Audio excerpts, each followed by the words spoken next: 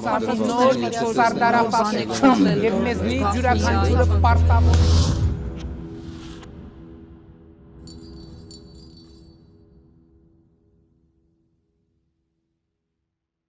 Բարի երեկո Tribune հարթակի եթերում կարճ միացում հաղորդաշարն է։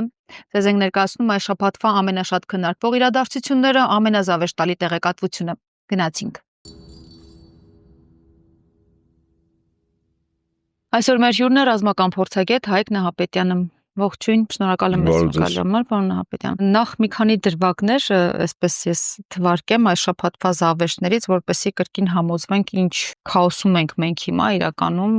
եւ ինչ ենք մտածում կամ անում առհասարակ դրանից դուրս գալու համար կամ այդ պատկերը չունենալու ուղղությամբ ըստ մամուլի հրապարակումների դրա համար է ասում մամուլը ընթերցենք թե Վահե Հովհաննիսյանն է հետաքրքիր մեջբերումներ արել այլընտրանքային նախագծեր խմբի համահիմնադիր նրա խոսքերով ցիտեմ կրթվողների ատամանը օրերս ասել է որ պատերազմը իմ օրոք չի եղել ես եմ եղել պատերազմի օրոք Մասնավորապես նշել է նաև Վահե Հովհաննիսյանը, որ իրականում եթե Մատենադարանի դահլիճում դա լսում եւ հանդուրժում են, էլ չասած, որ ի սկզբանե գնում է դա անելու, դա լսելու, նա էլ իրավունք ունի նման բան ասելու ու պատմությունից է ինչ-որ դրվագներ, օրինակ գրել պատկերացրեք, ասում է Հիտլերն ասեր համակենտրոնացման ճամբարներն իմ օրոք չեն եղել, ես եմ եղել ճամբարների օրոք։ Եվ իհարկե ասում կասեին, եթե այդ ամենից հետո լինեին լսարան ու ծափահարողներ, ըստ էության փորձագետը էլի վեկտոր ուղում է ժողովրդի դեմ, եւ միգուցե որոշ խավի դեմ, որոշ զանգվածի դեմ, որոշ, չգիտեմ, վերնախավի դեմ, որ մեղավորը նրանք են,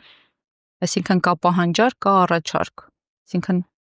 մեր իշխանությունը կարող է իրեն այդպես պահել, որովհետև իրեն թույլ են տալիս, որ այդպես պահեն։ Եվ երկրորդ Էլիզավեշտալի դրվագը ուզում եմ այս երկուսը միասին քննարկենք առաջին հերթին, երբ ուսումնական մասում զինվորները խոնարհվում են Հայաստանի գլխավոր դատախազի առաջ, նրան պատիվ են տալիս, շատ խոսակցությունների առիթ տվեց իրականում դուք որպես նաև պահեստազորի գնդապետ ինչ գնահատական կտայիք դրան դա պրոտոկոլով է այդպես թե չգիտեմ ինչի մասին էր ընդհանրապես այդ պատկերը որը ասես տարածվեց ու շատ զավեշտալի էր իրականում այդ երկուսը հիմա այս պահին քննարկենք հասկանանք Պարզ է նախ ինչ վերաբերում է Մատենադարանին սա նշեցիք մեր իշխանություններ ես Հայաստանում չկա իշխանություն, որը կայացնում է ինքնուրույն որոշում։ Սովորաբար իշխանությունը որոշում կայացնելու իրավունքը եւ կարողականություն հստակ ձևակերպում ունի կառավարման տեսության մեջ։ Հայաստանում թուրք-ադրբեջանական օկուպացիոն ռեժիմի կոլաբորանտ կառավարություն է Հայաստանում։ Սա պետք է հստակ ձևակերպել, որտեղ եթե ելման կետը մենք սխալ ենք դնում եւ ասում ենք Հայաստանի իշխանություն, հետո մեր մոտ նաև ներքին դիսոնանս առաջացնում իրենց քայլերը։ Չէ, իրենք կոնկրետ այս պահին սպասարկում են Թուրքիայի եւ Ադրբեջանի ազգային պետական շահերը, որը ստորադաս է Բրիտանիայի շահերին, այսինքն պատվիրատուն եւ շահառուն։ Այն քաղաքականության, որ այսօր իրականացվում է Հայաստանի Հանրապետություն, նաև Փաշինյանի ձեռամբ, դա Բրիտանիան է։ Սա արձանագրենք։ Երկրորդ, ինչ տեղի ունեցավ Մատենադարանում։ Փաշինյանի ամբողջ գործունեությունը հետ պատերազմյան շրջանում խոսքս 44 օրյայի մասին է։ Ընդամենը իր վրայից պարտության խարանը դեն նետելն է։ Մնացած ամեն ինչ ածանցվում է այդ գնահատականը կյանքի կոչելուն։ Ինքը մեղավոր չի, ինքը պատասխանատու չի։ Նախկինները, զինվորականները, Ռուսաստանը, Եվրամիությունը, Միացյալ Նահանգները, Թուրքիան, Ադրբեջան, բոլորը մեղավոր են իր պարտության համար, իսկ ինքը այդ ժամանակ հանցանում էր ընդամենը վարչապետ։ Ինքը իր լիազորությունները չարաշահել է 44 օրյայում, որտեղ Հայաստանի Հանրապետության օրենսդիր մարմինը չի ընդունել իրավական ակտ առ այն, որ Հայաստանը գտնվում է կամ Հայաստանի նկատմամբ իրականացվել է ագրեսիա, որը պատերազմ է։ Սովորաբար կարգը այդպես է։ Երբ մի պետություն մյուսի վրա ռազմական ագրեսիա իրականացնում, ենթարկվող պետությունը դա գնահատում է գործադիր մարմինը, հետո օրենսդիր մարմնին փաստարկներ է տրամադրում, որից հետո օրենսդիր մարմինը իրավական ակտ է ընդունում, որ իր երկրի նկատմամբ ագրեսիան գնահատում է որպես պատերազմ, որից հետո այդ երկիրը դիմում է Միացյալ Ազգերի կազմակերպության անվտանգության խորհրդին քննելու իրավիճակը։ Հայաստանը երբեք նման բան չի արել, իսկ դա նշանակում է, որ Հայաստանը իրավական առումով պատերազմի մեջ չի։ Իսկ 44 օրյա ժամանակ, որտեղ Հայաստանը ըստ իրավունքի դաշտի պատերազմի մեջ չի, գերագույն հրամանատարը Հայաստանի Հանրապետության սահմանադրությամբ ոչ թե վարչապետներ, այլ Հայաստանի զինված ուժերի գլխավոր շտաբի պետը, բայց Փաշինյանը լիազորությունների չարաշահում է արել եւ 44 օրյայում եւ դրանից հետո առ այսօր ինքը հրամաններ կարգադրություններ արձակում որպես զինված ուժերի գլխավոր հրամանատար։ Իդեպ վերջերս ասեց, ես հրաման եմ տվել, որ Ադրբեջանի կրակոցներին չպատասխանել, որի իրավունքը ինքը չունի։ Սա իրավական առումով կազուս է։ Եվ իրավունքի դաշտի մասնագետները եւ քաղաքական ուժերը պետք է կեցված դրսևորեն իր այդ հայտարարությունը։ Հիմա կրթվելու հետ կապված ես կարծում եմ, որ Մատենադարանում հավաքված անձինք եւ Տիկին Դատախազի հետ հանդիպմանը գործել է վերադասին հաճանալու եւ գցնելու մոտեցումը, ոչ ավել եւ ոչ պակաս։ Զինվորական կյանքում սովորաբար պատվի են առնում, ծառայակիցը ծառայակցին եւ այդ պատվի առնելը իրականում դա անձին չեն առնում, առնում են գլխարկի վրա դրված այն զինանշանին, որը խորհրդանշում է Հայաստանի Հանրապետությունը, այսինքն պատվի առնելը անձը չի։ Զինանշանն է մի ժամանակ այդ գլխարկի վրա Հայաստանի Հանրապետության զինանշաններ, հետո զինված ուժերի զինանշանը։ Սա առաջին, երկրորդ, երբ Տիկին Դատախազը մտնում է, կարող եմ ողջունել Տիկին Դատախազին, բայց ոչ ավել։ Իսկ մենք տեսանյութում տեսել ենք, որ այդտեղ կար, ես այլ բան չեմ գնահատում, քան վերադասի կողմից ապօրինի հրաման տալու եւ ներկաների կողմից այդ հրամանը կատարելու փաստ։ Մատենադարանի հետ կապված Փաշինյանը 3 թե 3 առաջին օրը իր 7 տարվա կառավարությունը զուգահեռեց նույն դասանում մնալու հետ։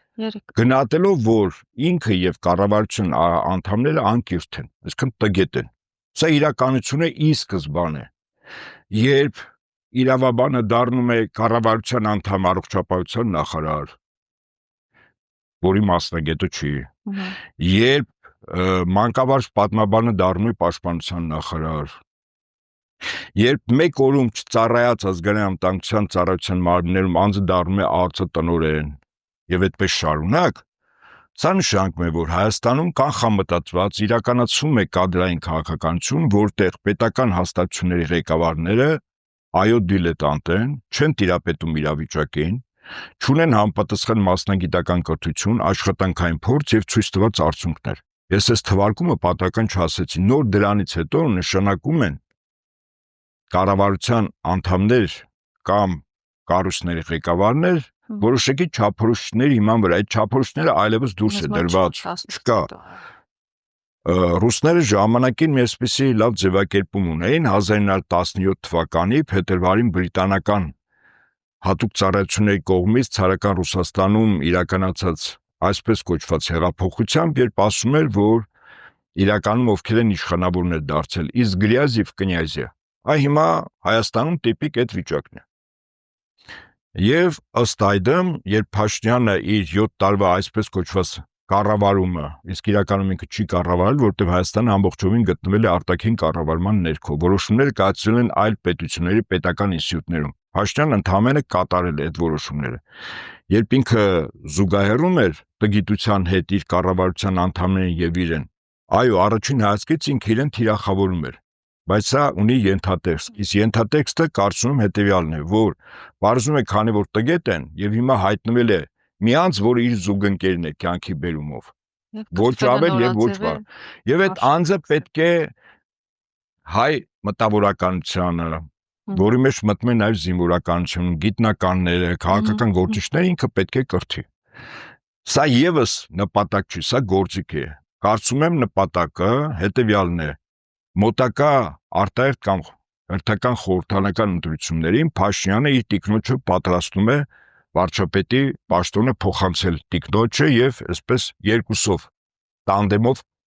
իրականացնել Հայաստանում թուրք-ադրբեջանական օկուպացիոն ռեժիմի հանձնարարականների կատարումը Հայաստանի Հանրապետությունում եւ այն ապագա քաղաքական ուժը, որը որ պետք է ստեղծվի կնոջ առաջնորդությամբ, չէ, կներեք սխալվեցի, զուգընկերոջ առաջնորդությամբ, դա հիմնական մեխը կրթվելը պետք է լինի։ Այսինքն մենք ստեղծում ենք մրցունակ, իսկ կրթվելուց հետո հաջորդ բառերը, որտեղ իրենք բարձրացնելու են որպես նոր ստեղծվելիք կուսակցության անկյունակար, դա մրցունակ պետություն ստեղծելն է։ Առանց կրթվելու մրցունակ պետություն չստեղծի։ Ավասիկ հիմա հիմք է դրվում ստեղծել մրցունակ պետություն, հիմք է դրվում այդպիսի մի կուսակցության, որի առաջնորդ իր զուգընկերն է։ Եվ պատահական չի անգամ, որ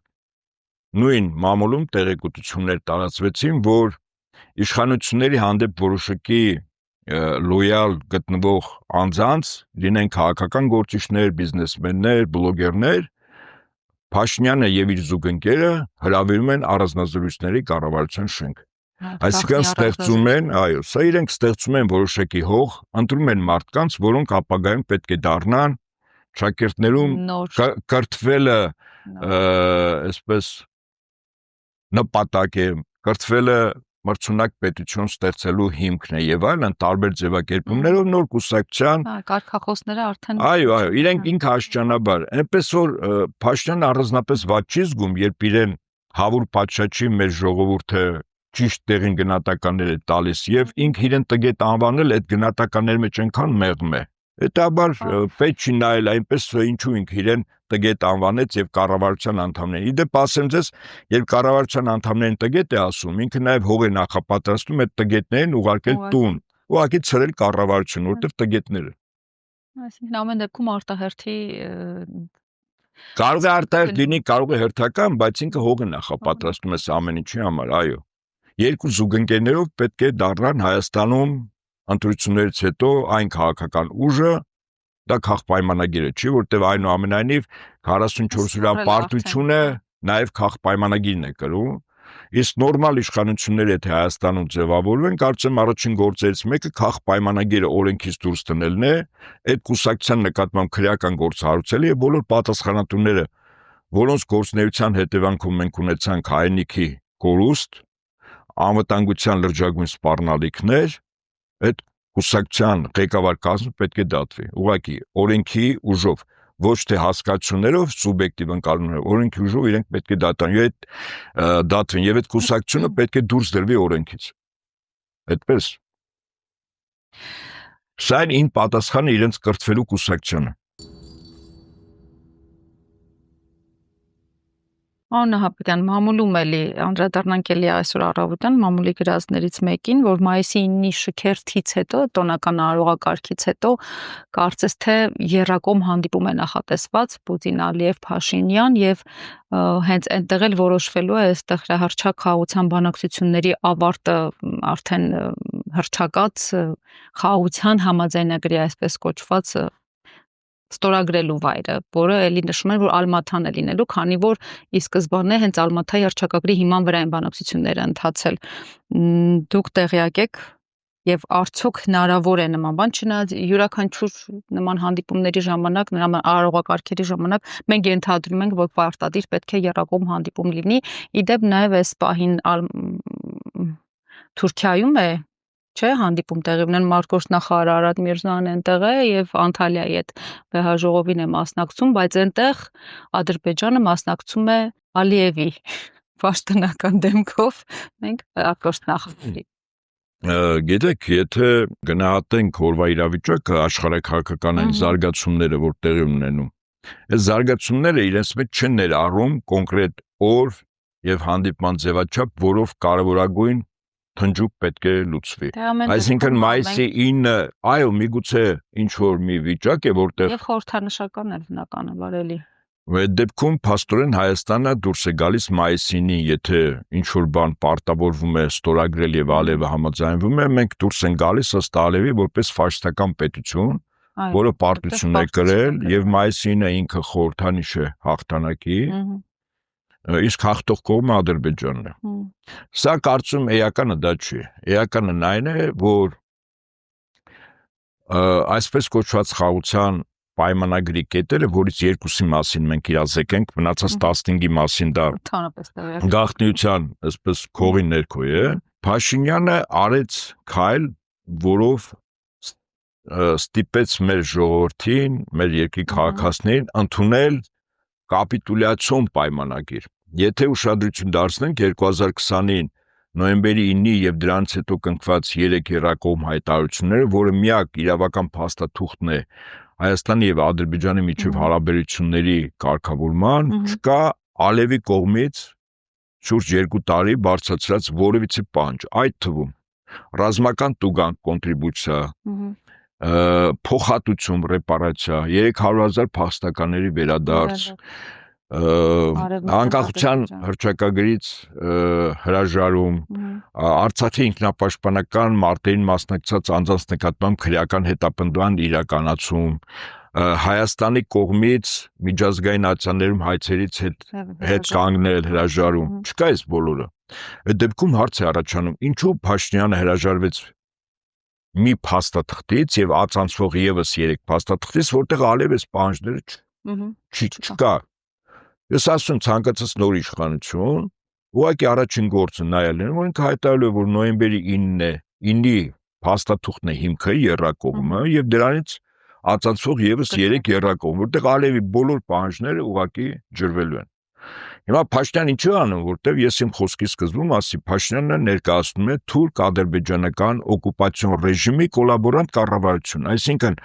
այդ երկու պետությունների կամակատար կառավարությունը։ Ոչ թե ինքը սպասարկում է Հայաստանի Հանրապետության ազգային պետական շահերը եւ հայ ժողովրդի կամ Հայաստանի քաղաքացիների, այլ Թուրքիայի եւ Ադրբեջանի։ Ոստի եւ նոյեմբերի 9-ին դա կպայմանավորվեն, Ալմատիում դա կստորագրի, թե չէ, դա հարցի մի կողմն է, կա հարցի երկրորդ կողմը։ Ինչու Ալիևի այդ պահանջները Հայաստանը պետք է ընդունի, երբ որ գրավոր որևիցե պարտավորություն, առավելից երբ որ կա Ռուսաստանի նախագահի ստորագրությունը միջնորդ որպես կողմ, այդ փաստաթուղթը հիմք չի ընդունվում, որտեղ Փաշինյանը այլընտրանք չունի եւ դա իր իշխանության մնալու եւ իշխանությունը վեր արտադրելու միակ ձևն է։ Այլ ձև չկա, այնպես որ այս բոլորը Փաշինյանի մոտիվացիան այնինչ ինքը անում է, ընդհանրեն իշխանության մնալու համար է եւ ինքը պատրաստ է զիջել ոչ միայն այն կետերը, որ կան այսպես կոչված խաղաղության պայմանագրի մեջ, պատրաստ է զիջել նաեւ այլ կետեր, այդ թվում նաեւ անկախության հռչակագրից հրաժարում, այդ թվում նաեւ իմ նշած 4-5 կետերը։ Դա հետայսու։ Ինչու, որովհետեւ խաղաղության պայմանագիրը այսպես կոչված հետո դարձավ համաձայնագիր։ Իսկ պայմանագիրը ինքը իրավական փաստաթուղթ է, յուրաքանչյուր կողմ ունի պարտավորություն կատարելու, հրաժարումը բերում է իրավական հետևանքներ։ Իսկ համաձայնագիրը ինքը իրավական փաստաթուղթ չի, այն առումով, որ կողմերից մեկը կարող է համաձայնագրից դուրս գալ եւ իրավական հետևանքն էլ այդ պետությունը չունենա, ընդամենը։ Այսինքն այստեղից պարզ տրամաբանական հետևանք։ Փաշինյանը առայժմ այդ համաձայնագիրը ստորագրում է, իսկ այն խոստումները, որ ինքը տվել է Ալիևի պահանջները կատարելու պայմանագրի տեսքով, դա վեր ընտրվելուց կամ վեր արտադրվելուց հետո է անելու, որտեղ ինքը հիմնավորելու է մեր երկրի քաղաքացիներին, ավասիկ դուք ինձ ձայն եք տվել, նոր զուգընկերների կուսակցությանը ձայն եք տվել, եւ զուգընկերների կուսակցությունը որոշել են, որ այո, մենք Ադրբեջանի հետ խաղաղ գոյակցություն, դրա համար ինչ որ բաներ դիզիջեն։ Այդ ժամանակ նոր կլինի պայմանագիր, իսկ հիմա համաձայնագիրը։ Պարզ է հաշվել Փաշինյանի եւ իր տերերի քայլերը։ Խնդիրը նա է, թե ինչքանով արդյունավետ է Հայաստանի քաղաքական էլիտան արդյունավետ դիմագրավում կամ չեզոքացնում այն քայլերը, որ իրականացնում են Ադրբեջանը, Թուրքիան Հայաստանում Փաշինյանի ձեռամբ։ Առայժմ ես կարծում եմ արդյունավետությունը բավականին ցածր է։ Այս անverջ արդեն երևի բանակցությունները այդ որ ասեցին ավարտված է, ամփոփեցին խաղաղության բանակցությունները այսպես կոչված ու սկսվեցին ադրբեջանական կողմի այդ անverջ հրադադարի խախտումների մասին հայտարարությունները։ Մենք էլ այսպես պարբերաբար 3 օրը 1-4 օրը մեկ ընդամենը ասում ենք, որ ոչինչ չի եղել, զուտ կրակոցներ են Հայաստանի տարածքի հետ, դրանք չեն առնչվում, այսպես թռնում են մեր վրայով ընդամենը, ուրիշ ոչ մի բան չեն անում։ Այս ֆոնին հայտարարվում են Իրան, Հայաստան զորախաղերի մասին, ընդ որում ինչն է հետաքրքիր, ես ուզում եմ դուք այդ պահը մի քիչ բացեք ու բացատրեք, որպես ռազմական փորձագետ նաև անցկացվում է զորախաղը, յուրաքանչյուրը իր երկրում անցկացնում է։ Ինչու՞մ է կայանում դրա համատեղությունը, ինչի են կոչվում դրանք համատեղ զորախաղեր եւ ինչ նպատակ էին այս պահին հետապնդում այդ զորախաղերը,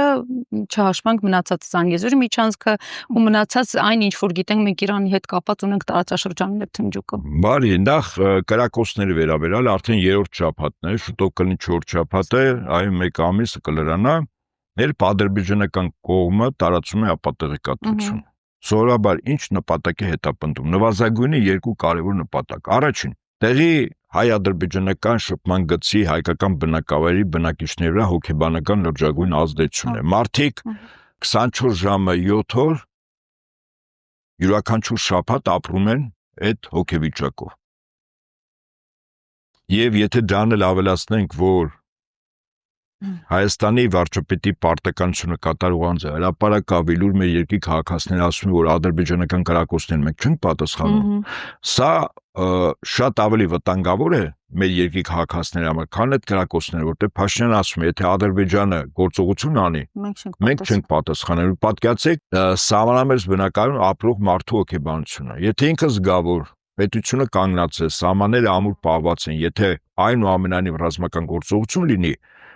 ինքը իր բնույթին հարիր առույցի նման կռվելու է, վստահաբար պաշտպանելու է իր տունը, իր ընտանիքը եւ իր հայրենիքը։ Իսկ երբ ինքը հասկանում է եւ լսում է, որ իշխանությունները չեն կռվելու, որտեղ չկրակելու հրաման կա, որի դեպ եւս քրեորեն պատժելի արարք է։ Փաշինյանը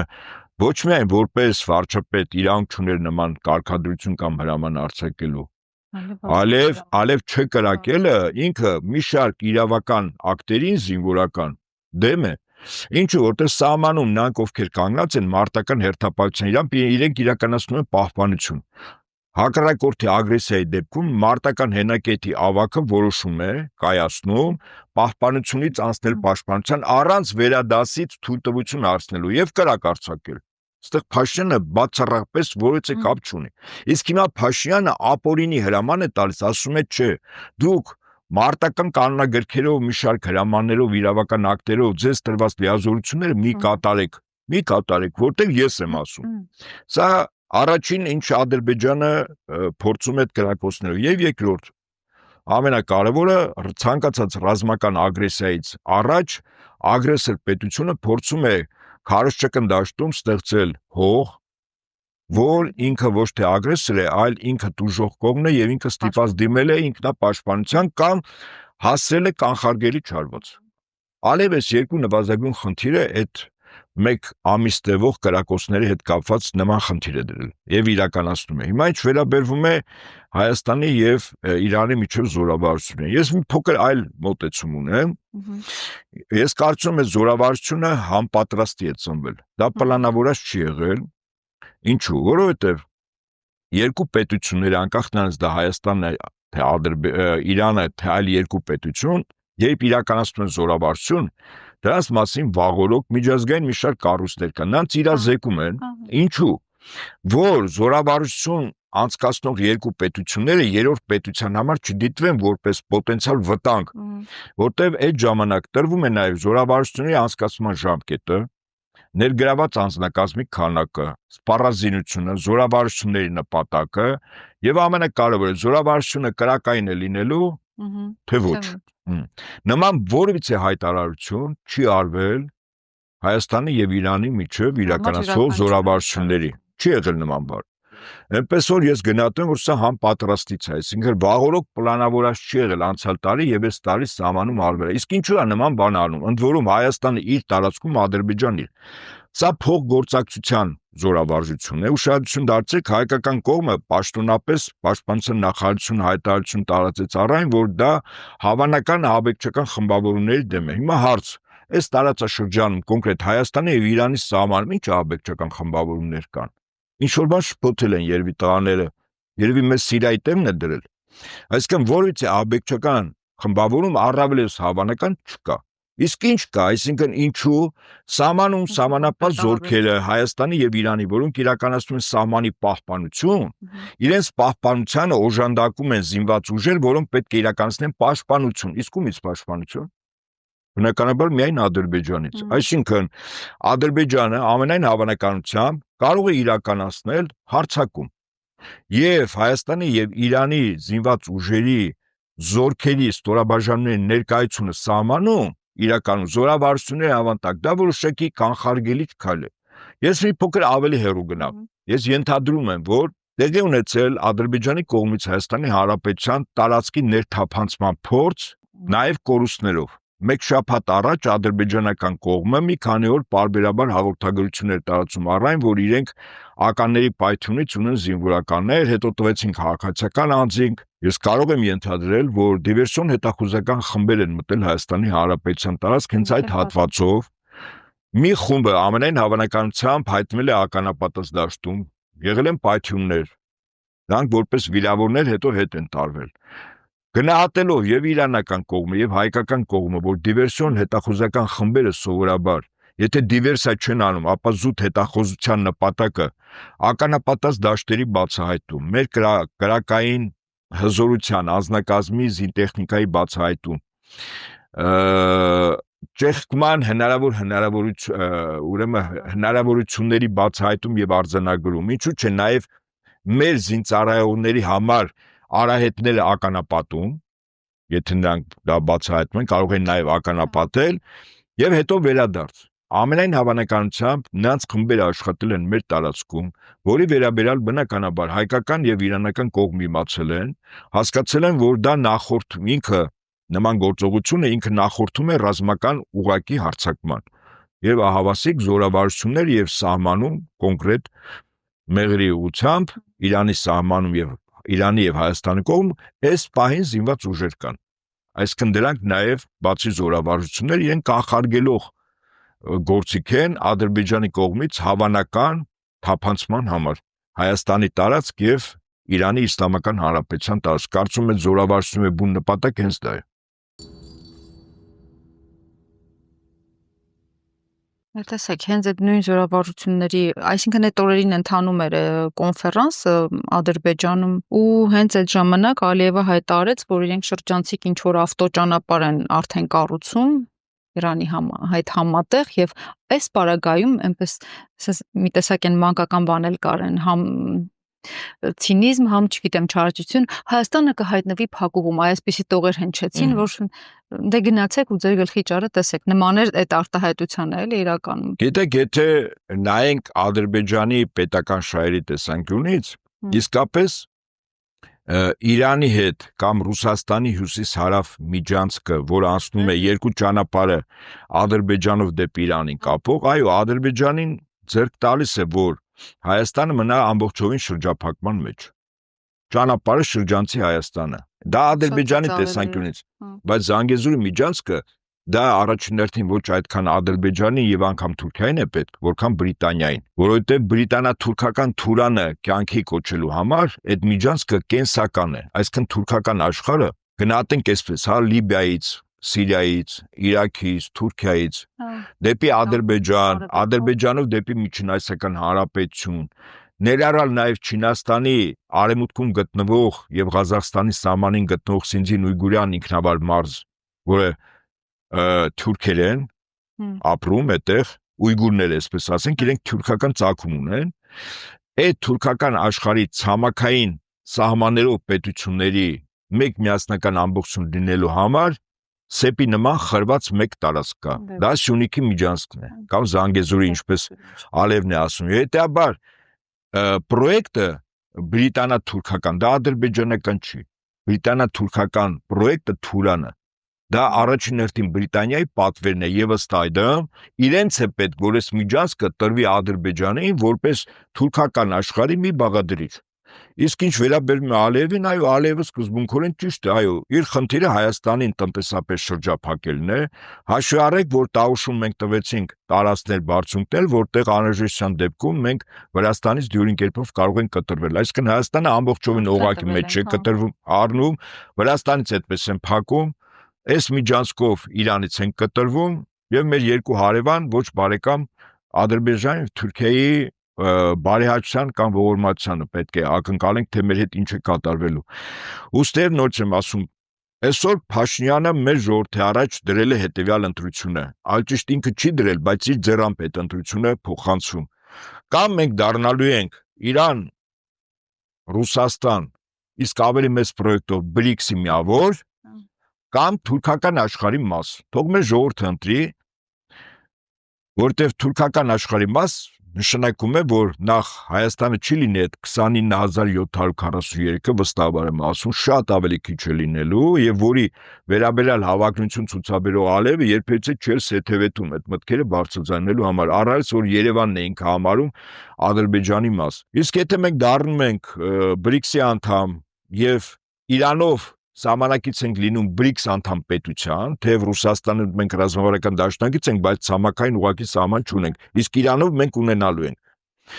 Եվ եթե Հայաստանի կողմնորոշումը լինի Ռուսաստան, Իրան, Հայաստան եռանկյունով եւ BRICS-ին անդամակցության, ապա գոնե նվազագույնը Հայաստանի քաղաքացիները վստահ կլինեն, որ անվտանգային կարևորագույն բաղադրիչը լուծված է եւ ավելին, եթե Հայաստան նոր իշխանությունները, որի գալը ոչ միայն անհրաժեշտություն է, այլ օրվա խնդիր, իրենք կարող են ռազմական նոր պայմանագիր կնքել արկա իրողությունների պայմաններով Ռուսաստանի հետ եւ դառնալ Ռուսաստանի համար այն պետությունը, ինչ Ռուսաստանի համար արևմուտքում դարձել է Բելարուսը, այսինքն Հայաստանում եւս տեղակայվի ՆԱՏՕ-ի անդամ երկրի դեմ եւ Բրիտանիայի շահերը սպասարկող Թուրքիայի դեմ միջուկային մարտագլխիկներով հրթիռներ եւ արեշտիպի հիպերձայնային արագության հրթիռներ եւ դրանից հետո թող որույցե պետություն փորձ անի Հայաստանից մի միլիմետր անգամ տարածք ուժով կամ ագրեսիվ վերցնի, սա է ընտրությունը եւ մեր ժողովուրդը պետք է այսօր ընտրի քաղաքական ուժերը կարմիր գիծը, սա տարբեր կողմնորոշումների, տնտեսության զարգացման, միջանձնային հարաբերությունների հարթությունով չպետք է դիտվի, կարմիր գիծը հետեւյալն է, մենք թուրքական աշխարհի մասն ենք, թե ասենք ապագա BRICS-ի անդամ պետությունների մաս։ Եթե BRICS-ի անդամ պետությունների մաս ենք, մեր ապագան այո խիստ տեսանելի է եւ որոշակի։ Եթե թուրքական աշխարհի, սա եւս տեսանելի է, բայց այդ դեպքում մենք ապագա չենք ունենա իր բուն իմաստով։ Բայց այս պայմաններում դուք հավանական համարում եք, որ ընտրությունը կլինի BRICS-ը։ Ես կարծում եմ, որ մեր երկրի քաղաքական մտավորական էլիտան պետք է կոնսոլիդացվի եւ ոչ այն երկրորդական սկզբունքներով եւ մոտեցումներով, ինչի մասին ես ասացի, այլ խիստ առարկական, մենք թուրքական աշխարհի մաս լինելու ենք, թե ոչ։ Նույնիսկ BRICS-ի անունը ես կարող եմ չտալ, նույնիսկ Իրան, Ռուսաստան առանցքի անունը ես չտամ։ Մենք թուրքական աշխարհի մաս ենք լինել, թե չէ։ Հայաստանում կան բիզնեսմեններ, որոնք ցանկանում են որ լինել թուրքական աշխարհի մաս։ Գնահատելով որ ժամանակին Օսմանյան կայսրությունում հայերը բավականին լուրջ դիրքեր են զբաղեցրել, այո, եւ դա իրականություն է, կառավարչական ոլորտներում, բիզնես ոլորտներում, բանակում, այո, դա իրականություն է։ Բայց ես վերջնարդյունքով եմ գնահատում ուր է Հայաստանը եւ այդ հայությունը։ Եվ արդյոք այսօրվա Հայաստանից գետ 1 քառակուսի մետր տարածք Օսմանյան կայսրությունից կամ Թուրքիայի առաջին հանրապետությունից անցավ այս հանրապետության, իհարկե ոչ, ընդհակառակ այս տարածքից անցավ Թուրքիան։ Եվ հետաբար Թուրքիան մեկ խնդիր է դրել, իր համար գլխացավանք հասցող Հայաստանը տարբեր ձևով կամ ոչնչացնել կամ ձուլել ժամանակի ընթացքում։ Դա ժամանակը ցույց կտա։ Օսմանյան կայսրությունը մի քանի 100 տարի կար, բայց ցեղասպանությունը 1915-ին չեղավ։ Այնպես էլ այստեղ թուրքերը այդ դեպքում բավական համբերատար են, ճիշտ պայն են հարվածը տալիս։ Միգուցե մեզ հետ, եթե մեր սխալ ընտրության հետևանքով մենք Թուրքիայի մաս դառնանք, ինչ որ ժամանակ 50 տարի, 100 տարի միգուցե Թուրքիայի հետ աշճանաբար ձուլվենք, բայց երբ որ պահ եկավ, սկզբունքորեն թուրքերը չնսեթևետելու այս տարածքը ամբողջովին իրենցով անել, ուղղակի հայ էթնոսին որպես բնիկ ժողովուրդ մաքրելու։ Իսկ մաքրելու ձևերը գոնե մենք պատմությունից գիտենք ինչպես է դա լինում։ Շնորհակալ եմ, պարոն Աբդալյան։ Ես էլ եմ շնորհակալ հրավերի համար։ Սիրելի հետևորդներ, եղեք ակտիվ մեր Facebook-յան էջում, YouTube-ում, նաև Patreon-ում շաբաթվա անցուդարձին առաջինը եւ մշտապես տեղյակ լինելու համար։ Կհանդիպենք։ Նոր միջոցառումներ եւ մեզնի յուրաքանչյուրը պարտավոր